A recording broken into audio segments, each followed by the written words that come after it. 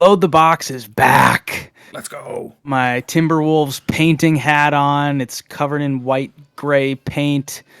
Doesn't matter because Wolves got game 5 tonight. When you're listening to this, the Timberwolves will have either been eliminated from the playoffs or they will have forced a game 6 in Dallas on Saturday night. So that's all we're going to talk about basketball-wise. Let's talk about some football. In the world of the favorite purple team that you cheer for, they brought back one of the fan favorites from last year. He was sort of a social media sensation, brought on large in part by himself, and all good things. He's just very active with the fans, active in social media. That guy that I am talking about is guard Dalton Risner. The Vikings brought him in mid-season last year. It was late September. He started 11 games for them. Had some really good moments, had some viral moments, especially good in the pass blocking game. He is now back on a 1-year deal. Jordan, thoughts, reactions? Yeah, I think that Risner coming back to me is odd because they bought they signed Bandel or Bandel, however, whichever one it is. I've held it both ways. They bring him back. They gave him a decent contract for like a swing tackle guard kind of utility backup guy, and so everyone assumed he was gonna stout. And then OTA stouted, and they talked about him as if he was the new stouting left guard. And then they signed Dalton Risner to a 1-year contract, which, granted, is very incentive-laden. So it makes my brain think we have a true competition at guard. And as of the end of May, as we sit tonight, I think it's going to end up being Risner and Bandel. I think Ingram will be the odd man out in that situation, unless it's comparable. Like, if they think Ingram is just as good as one of them, then especially Bandel, maybe you sit Bandel or Bandel. I'm gonna say Bandel. I'm gonna commit to Bandel because I keep flip flopping. Maybe you sit Bandel because he does have the versatility of being basically play anywhere that isn't Cinto on the offensive line for you as a backup. So Bandel's gonna get snaps this season. That's just the tough reality of football, is most likely your offensive line will not stay 100% healthy for all 17 games. So, I don't know. It's interesting, and it creates a really fun, I think, camp talking point that we'll probably be talking about up until they roll out the Stouters in week 1 in New York. Yeah, absolutely. And I think you hit you hit on a good point that I don't think everyone is talking about, which is now have 3 guards for 2 spots. And because I think the immediate thing is like, well, Ed Ingram will start at right guard, but that's not necessarily the case. This is year 3. This is kind of prove it time. You've had sort of 2 years with a little bit of leeway, frankly, and now it's time for Ed Ingram to really prove that he is a starting caliber guard in the NFL. And I think there have been moments of that, but I think there's plenty of moments where you're not thrilled with his performance. And so it's time now for Ed Ingram to prove himself. And I would tend to agree with your perspective that eventually Dalton Risner and Blake Brandel will be the 2 starting guards. The nice thing too, though, about having Brandel is, you mentioned, he can play at all pretty much 4 of the 5 offensive line spots, and he's played well sort of in this emergency role. So not that you reward him with his 3-year contract by saying, great, you're our emergency swing everything offensive lineman, but if inevitably one of those 5 guys gets hurt, Brandel can be the guy who shifts to that spot. Yeah. And then you put the other 2 guards in a more comfortable position for them. So, inevitably, given their history, when O'Neal or Darisaw miss a game, Brandel can take their spot, and then you have more depth to play with. So, I think it's a great move to bring him back just because you need depth. We often think of the offensive line as sort of the same 5 guys all year, but that rarely ever happens. Yeah. And especially with this group, as much as they've improved, they also have kind of always been dinged up a little bit. So I like the move. 1 year is sort of again another prove it deal for Dalton Risner. I do think he is a starting caliber guard. So you feel for him that he didn't get that long term deal that I'm sure he wanted, but I I it's agree with you that he's a stouting caliber guard, but I don't. I think he thinks he's like in the upper echelon, and I don't think he is. And I love Dalton Risner. I was amped when we signed him. I was amped to see him actually play in games for the Vikings, especially with Kevin O'Connell's offense being as pass heavy as it is. I just don't think Risner he's not that good in the run game, and that's kind of his problem. And that's why, like, I think that I don't want to call this a prove it deal because, buddy, you've been in the league for what, 6 years now? Like, this is year 7. Like, he has proved what he is. He's really good in pass protection. And so if you are going to be a pass heavy offense, you're going to sling the ball, you're going to play in a lot of close games, have the ball late, you need that line to hold up. Dalton Risner's the guy for you. But, like, Dalton Risner I don't think he could play in San Francisco at all because he's not a good run blocker. And I think that's why he finds himself last season. When did the Vikings sign him? It felt like it was like week 5, wasn't it? Like, it was pretty, 3 or 4 or yeah, 5 like somewhere in there. it was into the season he finally got signed. And this year, here we sit, it's almost June. He just got a contract, and it's a 1-year contract that is basically all incentives. So I think this is kind of life for him, which sucks because he is like, I keep hearing people say, like, it has to be a personality thing. And I'm like, no, it's not. Like, you can tell this guy, he's no locker room cancer. He's no detriment to the culture. He is such a lovable guy.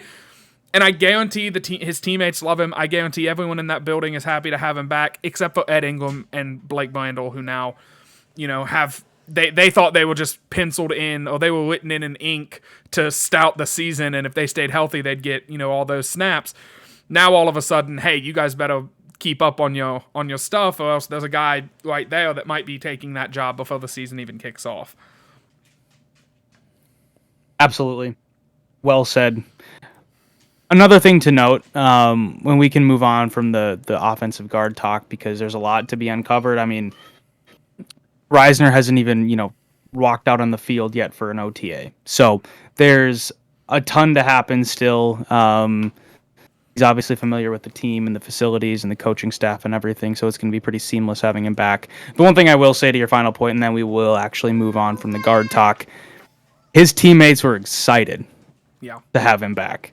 Josh Metellus allegedly was on a bathroom break in the safeties meeting when he checked Twitter and saw that Schefter reported that Risner signed with the Vikings. So when he came sprinting back into the room, he whispered in Cam Bynum's ear, who whispered in Harrison Smith's ear, and by the end of the meeting, telephone had got everybody up to speed that 66 and purple's back. So I think everybody's excited, and that's just the defensive guys, right? So I think everybody's excited to have him back, and the absolute opposite of a cancer to the locker room. I think he boon, and he's going to be great to have.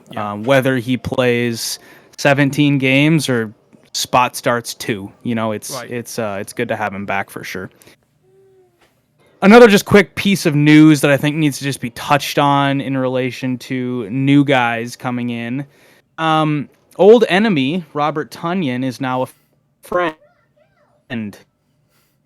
He has played now, or he's been a part of all 4 NFC North franchises. First Lions, then Packers, and then Bears last year, and now he is with the Vikings. He signed, I believe, just a 1-year deal with the Vikings a couple weeks ago. It sort of flew under the radar. It was in the midst of the Timberwolves and the Denver Nuggets series, I believe, and kind of no one in Minnesota is thinking about random journeyman tight ends joining the purple. Jordan, anything you got to say about that other than he is not TJ Hawkinson and we don't have to pretend that he is? Yeah, I think pretending he's anything more than a camp body is foolish. I don't even know that he beats out like Nick Muse to be on the week 1 roster. I think that, look, he's going to get a shot. This Vikings regime has done nothing to me to prove that, like, they're cold-hearted and, they refuse to see talent in any way that they can get it. But, I mean, it's Bob Tonyan, man. I mean, like, yeah, he was decent with Aaron Rodgers, and then immediately became nothing when Rodgers left, and hasn't been very good, since he hasn't been paired up with Rodgers. I don't have a lot to say about it. I would be surprised if he had snaps for the Vikings this season. Not saying he's going to get cut. I think that's fair. Yeah, not saying he's going to be cut. Just saying. Yeah. Yeah. I think it's fair. And I think, given that Hawkinson will probably start on the PUP list, the physically unable to perform list, and miss some time, we're kind of all speculating, but probably at least a month or two. You need some extra bodies to play tight end, and he's an experienced guy. Having experienced guys around is always good. And whether or not he actually makes the team or slips onto the practice squad, to be an extra body if another injury happens, or he is a guy who has played meaningful games and has caught meaningful passes. So it's not a bad ad. It's just sort of insignificant, and that's why most of you probably didn't even hear about it. It happened on a Thursday afternoon, and I think it sort of just slipped under the radar. Yeah. So welcome Robert Tonyan, though. Love to see him catching some touchdowns from either J.J. McCarthy or Sam Darnold, or maybe potentially Nick Mullins. Jordan, we're hearing a lot of different things out of camp. I can't even say camp yet, OTAs, about the whole quarterback competition, if you will. I don't even know if you could call it a competition at this point, but what are your main takeaways at this point, about a week or two into organized team activities? I have to really quickly, just going back to the Robert Tonyan thing. I think that they signed Robert Tonyan because he was so cheap that they could make a signing, so the ESPN notification on everyone's phone would say Vikings sign, and then you would click on the notification thinking it was like Justin Jefferson to an extension, which we'll talk about later. But instead it was, like Vikings sign Robert Tonyan, and everybody collectively said, what? And then went about their Thursday afternoon. But the QB battle, I think it is a QB battle. I think that there is a legitimate chance that J.J. McCarthy wins the scouting job. I don't know that it happens, and, I've started to become a real smart aleck when I'm typing what's scrolling underneath our faces on the ticker every week, and currently going across the screen for you audio listeners is Sam Darnold looks incredible without any pressure or pads, because he does. He's dropping dimes, he's, threading needles, he's really balling out without any real defense going, trying to sack him or anything like that, and with no pads on. He's definitely talented. I will give him that. But I think McCarthy is also, he's had some flash plays. I think he's showing off. Okay, Valkyrie. My dog's going crazy. I think he's showing off that he does have more of an arm than what a lot of fans thought. And then I'm going to kick it to you so I can try and calm my dog down, because I think there's some Girl Scouts at my front door trying to sell me some cookies. So... All right, you go get those cookies, and I'll do a little monologue here. Yeah, it's interesting, because I think that although you probably do need to call it a competition, and at this point no starter has been named, the Vikings aren't going to do that probably until late August. At this point, all signs point to Darnold taking the majority of, if not all of, the first team reps. I'm even hearing from, guys from the Star Tribune, like Ben Gessling, Andrew Kramer, that it's pretty clear that second string is Nick Mullins, and it's not J.J. McCarthy. And I think before you freak out, and before you think, oh my gosh, what did we do? We drafted a quarterback 10th overall, and he can't even crack the top 2 of a bad quarterback room. Just think for a minute. He's been here for a month. He's 21 years old. He still looks like he could be in high school. And there is a lot of growth that has to happen. And growth will happen. I think the Vikings have a good infrastructure to build him up. I think they have a great quarterback coach who's seen a lot of things, both in his playing days as well as a coach. And also Kevin O'Connell. And so I think this team is going to be uniquely positioned to help this young kid succeed. And I do think he will succeed. I just don't think, based on what we're hearing right now, 1 month into his Vikings NFL tenure, that he is ready to take first team reps, and that is fine. And I don't think that's an indictment. I don't think that even necessarily tells you anything about week 1 in New York. I just think right now he's getting his feet wet. He's learning the playbook. He's learning the personnel. I mean, he's had like about 4, 5, 6 practices with his full complement of teammates, and number 18 isn't even there. We'll get to that in a minute. And so all of that just goes to show that he's a rookie and he's going to learn. And just because Sam Darnold has not had NFL success and Nick Mullins has had very limited NFL success, because McCarthy is third on the list right now, really tells me more about timeline than it does about anything else. Yeah, I agree with you. And before the Girl Scouts came and tried to sell me cookies, it wasn't Girl Scouts. It was just, I think, a landscaping company coming. But what I was getting at was, I think McCarthy is showing off some of the talents that he does have. The reason that he was a top 10 pick, there was that because he didn't throw it a lot at Michigan. Like everyone I've talked to about McCarthy, they've said things like, "Oh, he doesn't have an NFL arm. He can't make an NFL style throw." And it's like, you fools. Yes, he can. Like he was like a 5-star prospect out of high school. He won a natty. He made some big clutch throws. He can chuck the ball when he needs to. He just didn't need to that much. And so I think he's showing some of that he can do. But I do think, he's going to have to own it. I'm not a fan of this, like, if Sam Darnold got hurt in, like, week 6 and Nick Mullins came in, I would panic. I would immediately be like, okay, yeah, McCarthy's not it. Because, like, if you can't beat out Nick Mullins, something's wrong, like because Nick Mullins, I think he has like 6 career wins or something like that. Like he's not very good, and so I don't like making him compete for a backup job. It feels like if you're a top 10 pick, you just aisle the backup, and then maybe you can win the scouting job. But I like the way that you phrased it. Doesn't mean anything for what's going to end up happening at training camp. We're talking about late May, no pad practices. It's basically just, hey, let's all get out here and make sure that we know what the playbook's going to be. And for the offense, for really both sides of the ball, it's, hey, free agents and rookies, this is what the playbook is. Everybody else, you're just really, defining and sharpening your knowledge of this playbook since, Flores and O'Connell have both been here multiple years at this point. So, I don't know, man.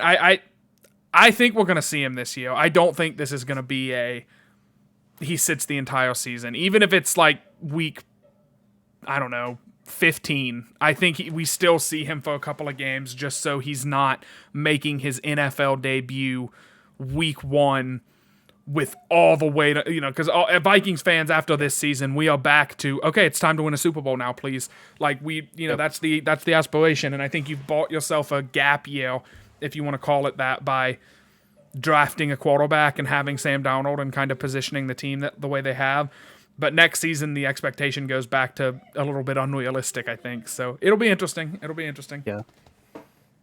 Yeah, and I honestly think the only way that we don't see him is if somehow he gets hurt, which shouldn't happen in practice, or if, again, somehow Sam Darnold is, this year's version of Baker Mayfield. Yeah. And the Vikings enter week 15 at 8-5, and they're knocking on the door of the playoffs. And I think at that point you ride it out. Yeah, no, I agree. Unless Darnold is playing poorly. But I think if Darnold is playing well and has the team positioned to make, you let him play. But I think this is different than, fans will often talk about, like, well, the Chiefs or the Packers did the thing where they let their guy sit until the older guy was done. This is different. Sam Darnold is not Alex Smith, and he is definitely not Brett Favre or Aaron Rodgers. And so taking the approach of, letting the young kid marinate underneath the wiry, successful old vet, that doesn't necessarily apply in this situation. I think you can let McCarthy learn from Darnold and McCown, of course, and then also Nick Mullins, but this isn't a situation where you're sort of riding out the end of a great career.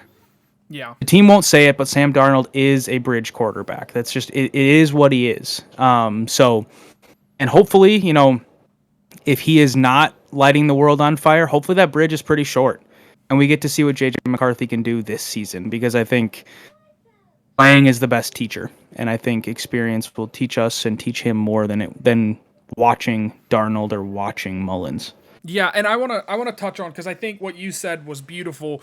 If the Vikings are like hot and the Vikings have a chance to make a playoff, like, I want to win games. I don't think that this is an opportunity for us to finish with a top 5 pick and take a D tackle. That would be cool, but I don't think that's good for your team. That means you have a bad team, not just one bad player. And so I would, if the Vikings are hot going into the season, yeah, I wouldn't expect to see McCarthy. I don't expect them to be that way, though, because there was a report, I can't remember if it was Schefter, it was one of the inside I was talking about this exact topic, the quarterback battle in Minnesota. And he even said, like, this is, my colleagues are all saying, this is what Sam Darnold does. He gets to camp, OTAs, excuse me, we're a couple months ahead of ourselves. He gets to OTAs, he's not in pads, there's no defensive or offensive linemen in front of him, like, muddying the pocket, and he makes really, really good throws. And then you put him in a preseason game, or a regular season game, when all of a sudden he has to deal with pressure and he has to deal with advanced coverages and things like that. And all of a sudden he starts looking more like the Sam Darnold that saw ghosts on Monday Night Football. So I have expectations for Sam Darnold to be competent. I think he showed that he's grown a lot. I know he had limited snaps in San Francisco last season, but I mean, he played pretty well in that Baltimore game on, I believe it was Christmas night. And so, I think he played well in that situation. I expect him to come in a offensive-friendly system with Aaron Jones behind him and Ty Chandler splitting that workload. I think the run game's going to get better, and the defense is going to get better. So I expect him to do significantly better than maybe some people do, but I still think the Vikings are going to be below 500 come the end of the season, and it might be time to make a switch, especially, we talked about this last week or 2 weeks ago, I don't remember, the way the schedule is kind of set up, it looks like the Vikings could lose a lot of games early, and so we could be in a hole, a pretty deep hole, and so it might just be time to make the switch, and like you said, playing in the game with live bullets is the best way for JJ McCarthy to figure out what the NFL is like, not playing against, the scout team of the scout defense and practice squad guys and stuff like that. So that's kind of my 2 cents on the QB battle. Quick random aside. Sam Darnold played in 10 games last year for San Francisco. They were so good that he just came in at the end of all these games and just mopped up. He started only one game. I believe it was the final week of the season, but he played in 10 games, which is pretty crazy. His team was really good, in case you were wondering. So the thing about being really good, the Vikings have a player who's really, really good. He plays wide receiver. He has not been at OTAs yet. Just so everybody knows and they don't freak out, he did this last year. He was and is waiting for a contract extension. Pretty normal stuff. OTAs are voluntary, as they say, which means you do not have to go. And when you are as good as Justin Jefferson, you don't necessarily have to go. It'd be great for his teammates if he was there. Brandon Powell said as much. He's like, hey, when Justin's here, we learn a lot, and I just want to see him. So they want him there. He doesn't have to be there. But there's also, because of this absence and the fact that he's entering his fifth year of his fifth and final year of his rookie contract, there's speculation, there's leaks, there's all these things about whether or not the Vikings are actually going to extend him. There was a rumor about the Vikings wanting to trade Justin Jefferson and draft, I believe it was Malik Neighbors. Yes. I don't know if that's an actual truth, but that was a rumor. There's also a rumor that the Vikings are looking to trade him or are open to trading him now. There is no confirmation of any of that. At no point has Kevin O'Connell or Kwesi Adolfo-Mensa said anything about wanting to or even being open to trading Justin Jefferson. It's very clear they want him around, at least based on what they say. But those are rumors that are coming out. And so, Jordan, I think you said something smart about this before the show, so I'll let you jump in here, talk about what you think is going on when you hear rumors and leaks coming out, whether good or bad. Yeah, and I'm not the first person to say this, so I don't want to claim that I am, but I subscribe to the theory that when you don't hear anything about negotiations, that is smooth sailing. That means a deal isn't, there's an impending deal on the horizon. Things are getting noisy now. And all of a sudden, it's, the Vikings are thinking about trading him, and the Vikings are playing games, and there's all these conflicting reports coming out. And now, granted, look, the Malik Neighbors trade, that was Mike Florio from Pro Football Talk NBC saying, yeah, that's what I heard. And then immediately, like Kevin Seifert, or Seifert, however you pronounce his name, he came out and he said, that's a really fun story. It's not true. There's zero truth to that at all. Don't believe it. And by that point, every other news network had picked up. It's May. Remember that it's May. So if Justin Jefferson coughs funny, that CBS is gonna write an article. So a blogger on CBS is gonna write an article saying, like, what does Justin Jefferson's cough mean for his contract talks? And it's almost like the MJ LeBron debate, and how everything LeBron does immediately is like, well, how does this affect LeBron's legacy? And so it's under a microscope. It's not healthy, but I am starting to get bad vibes about it. I would like to solve this problem right here on the show tonight with Will Goodwin. Will, the rumor is, the mill is toning, and it is saying Jefferson wants at least like 4 or 5 years, guaranteed, highest paid non-quarterback in the league. Would you do that deal? Because the Vikings are apparently saying no. Would you do that? I would. Yeah, same. I would, because what do we always talk about with this whole rookie quarterback contract thing? How awesome it when you would be have a if rookie quarterback, it means you can pay everybody else. And you have a salary cap for every season. If you don't spend that money in one season, you don't get more the next year. It doesn't carry over. And so when you do have a rookie quarterback playing for basically nothing, you pay the people that make that quarterback better. And JJ McCarthy is not going to succeed nearly to the level that he could without Justin Jefferson. And so you keep him around, you make him happy. And here's the thing. You sign him to a 5-year deal. Even if you did 5 years, which would be kind of crazy NFL terms. NFL contracts are never that long. Even if you wanted to give him 4 years and a team option or whatever, that brings you to the end then of the JJ McCarthy rookie contract. Or I guess I should say it'd be a 4-year contract in addition to his current 5th-year option. So let's just say a 4-year Jefferson extension. That brings you to the end of the JJ McCarthy rookie contract. And then at that point, Jefferson's almost 30. And if he's still awesome, you keep him around. You find a way to keep him around. But if he's starting to go down the backside of the hill, then you let him go. And then you figure out who your next receivers are. Yep. This is the time to pay people like Justin Jefferson. And so whether it takes 34, 35, 36 a year, how much guaranteed money, I don't really care, because this is the guy that makes your offense run.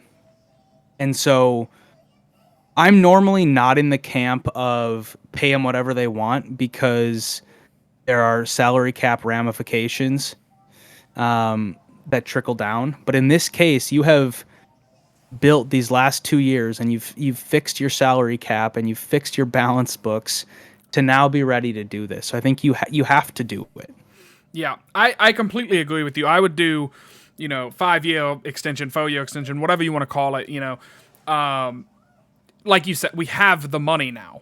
Like, we don't have it this year, but you could also make Jefferson cheaper this year and free up money this year if you would have done the extension before free agency, and maybe you have some money to go out and sign some guys. I don't know, maybe you can go out and you can actually compete to try and get a Christian Wilkins or a DJ Reader or one of these guys. But I don't know what the holdup is. They're saying it's the guaranteed money. I think it's stupid. I think there's this report that the team won't do guaranteed money for anybody other than quarterback. And if I don't care I don't care. I understand quarterback is more important than wide receiver. I get it. But if you were going to sit there and tell me that Kirk Cousins is a better football player than Justin Jefferson, you're taking something that I would love to be on sometimes. Like it's just it's a different type of logic, I guess, because I get that he plays a more important position. Jefferson's the best in the world at his position. I think is pretty universally accepted. There was a minute there where I thought Tyreek Hill might be better. I said, I think Tyreek Hill might be the best receiver in football. And then he immediately had like 5 drops in a game. And I said, never mind, guys. I was really stupid for thinking that. Like, Jefferson's been healthy. He's quiet. Even in all of this, he's not on social media saying time for new beginnings. He's not, publicly out there saying a bunch of bull crap like Stephon Diggs does. He's not throwing temper tantrums in the locker room. He wants to win games. Which I think if that doesn't align with what the Vikings want to do, then maybe we all need to just be Jefferson fans instead of Vikings fans. But like, he wants to win games. That's the most important thing to him. He doesn't care about his stats. He's never shown to be one that cares about his stats or his accomplishments. He wants the team to win. He could have a 2,500-yard season. He'd be pissed if the team had 7 wins.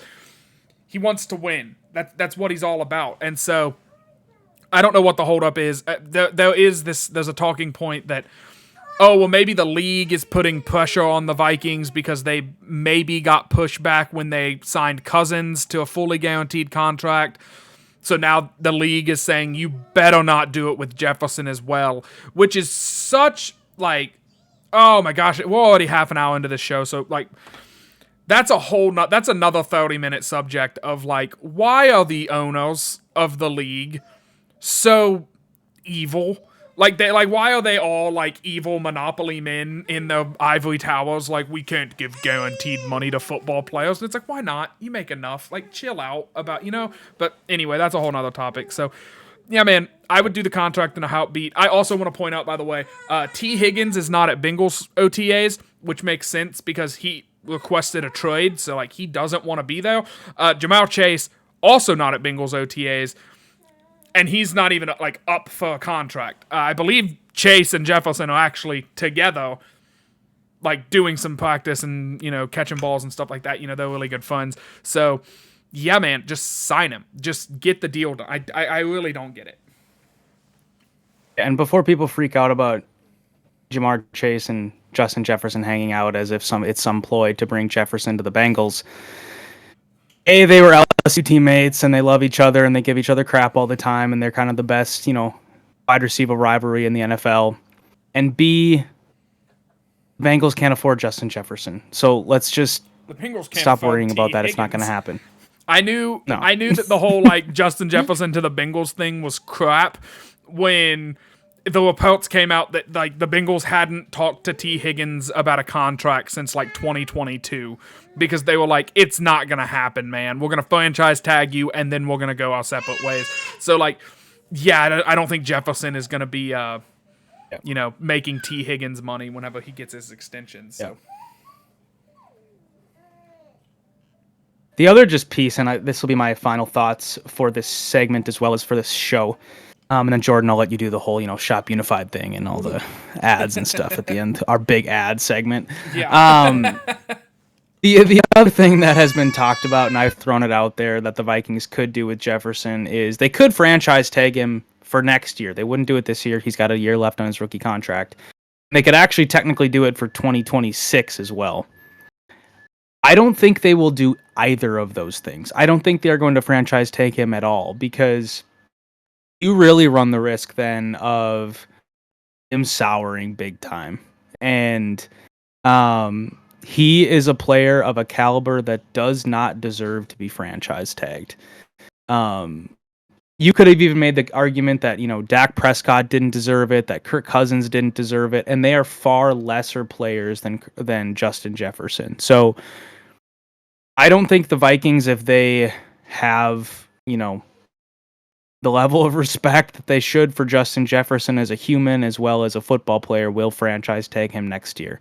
So, in my opinion, it's time right now to extend him. I don't think you can wait because leak into the season and then, free agency comes up for Jefferson. It could get dicey real quick. So this thing's got to be done. I would like it to be done before training camp. Let's just get this over with, and just focus on the football field. Yeah, I saw it. These will be my final thoughts. Make sure you shop Unified. Check out Will's Twitter, X, at Will Bad Lose. Also, make sure you're checking out the Bad Loser blog and VikingsTerritory.com. Also, subscribe, smash that like button, comment. We don't ever get comments. If you watch this video, just leave a comment saying that we're both stupid, and I will forever love you because that actually, I don't know how it works because I'm old now. But I think it generates more views, doesn't it? Yeah, it makes it look like you had a controversial video, and so YouTube then wants to promote it. I think so. Do all that kind of stuff, but. My baby's getting a little antsy, so I'll try to make this quick. Conspiracy theory, the Vikings have already finished the contract with Jefferson, and they're waiting until the Wolves' playoff run ends, so that way they can, as Kwesi said, give him a whole month. And so they don't want this to interact with each other and, people to be like, oh, Jefferson got extended. Cool, back to Ant. Back to Kyle Anthony Towns. No, let's give him a full month. That's the conspiracy I saw on X.com today, and I thought it was pretty funny because there's no way that's true. I do think a deal's going to get done. I have no doubt. I think that Jefferson is probably. There was a report last year that the deal was done, so I just don't see how they're that far apart. I think they're just beating around the bush. I think they're going to get it done. It'll be done before the season, and Jefferson will be a Viking until McCarthy's second contract. And who knows, maybe McCarthy will stink and he'll end up being a Viking until he retires like, Larry Fitzgerald. But my baby's mad. Will's got things to do. The T-Wolves play tonight.